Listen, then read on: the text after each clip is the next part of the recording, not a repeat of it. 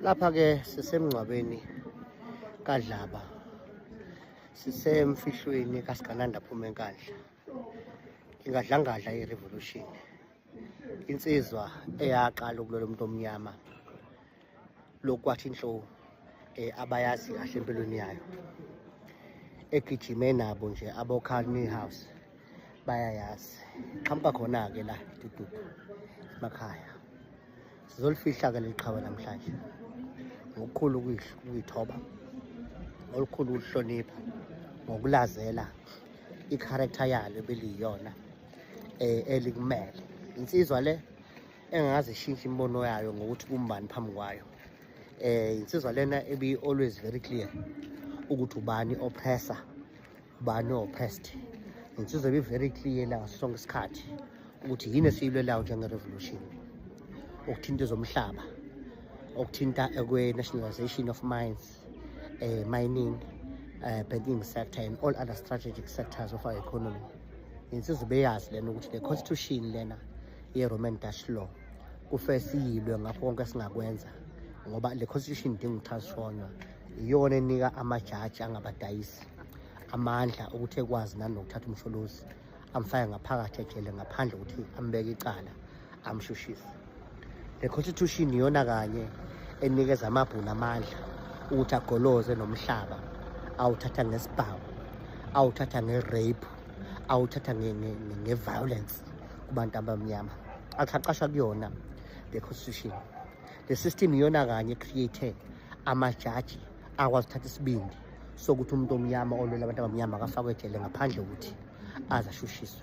Le constitution iyona kanye ethi if umthetho uphikisa omnyama usagcinekile, kodwa uma uphikisa omhlophe awusagcinekile. uDlaba kubekwazi konke lokho ekulwela.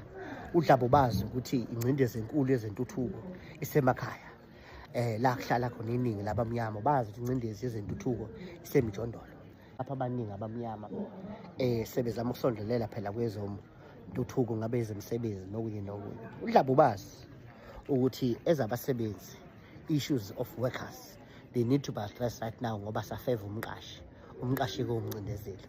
Insizwa ebeyilwa le kakhulu, ngisebenzile nami kakhulu njengoba sesisephalamende naye, sahamba sasebenzisana ekuvalweni kwezinye zezimboni ehlungaza abantu abamnyama, ikakhulukazi aba-South Africans, ziqasha abangaphandle ngokungekho emthethweni, khona ezocindezela abangaphakathi ukuthi uma ngabe ungavumi ukucindezeleka uthatha abangaphandle noma befike ngendlela engekho emthethweni. Ngoba-ke le nsizwa-ke uDlaba insizwa ehlukile kakhulu, futhi ingxenye yengcosana yabantu aba-understanda i-struggle, ngoba la e-struggling sinabantu angaze bengene e-struggling kodwa basondele ngoba kukhona abakubonayo bazokuhlomula. Sinabantu abangenile e-struggling kodwa basebeyaphuma ngenxa yokuthi iy'nhloso zabo beziya ngokujiya emphefumulweni, enhliziyweni nasey'ngqondweni zabo. Sebekhona nje kodwa sebephusha iy'nhloso zabo ngoba ama-revolutionaries awafani esibhekene nawo.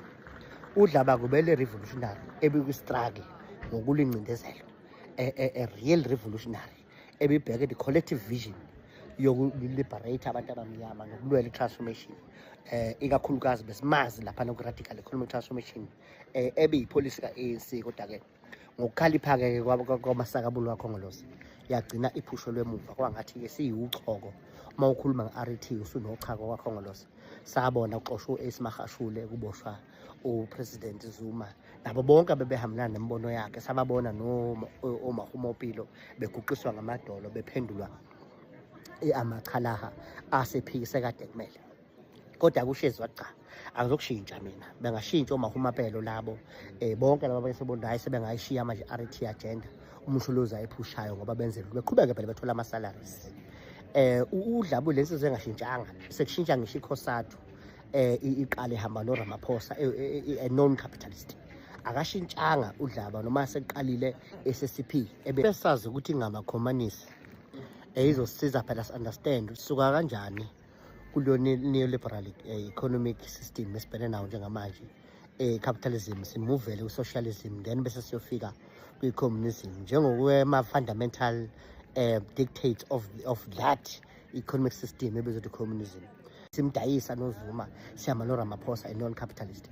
uDlaba-ke is one of the very few revolutionaries wathi cha, ngeke ngisuke kwi-agenda ye-RET. Namanje uDlaba uguqe esalwele i-RET. Siyamazi naye eParliament, siyasebenza naye.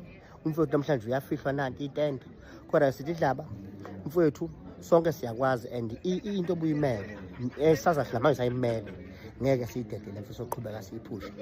Laba esinabo angakazi bengene vele ku-revolution siyababona, sodila nabo.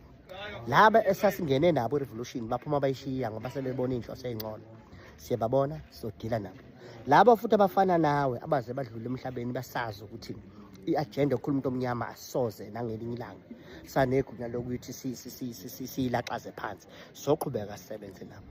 So ngithi-ke mina Dlaba sigananda aphuma enkandla mfowethu, njalo uma ngubingelela bengisho njalo bengithi sigananda aphuma enkandla bese uhleka kancane uthikhabazela mfowethu kulungile. Uma ngabe kuyintando yongasenhla owasinika wena uthi manje bese kufika uguqe mfowethu kulungile, sithi hamba kahle mfethu la yakho ngilale ngoxolo, kodwa the agenda of radical economic transformation ngeke iziziwele phansi, sizoyilwa nathi. Uma mhlawumbe ku-Facebook esiyilwa makube njalo.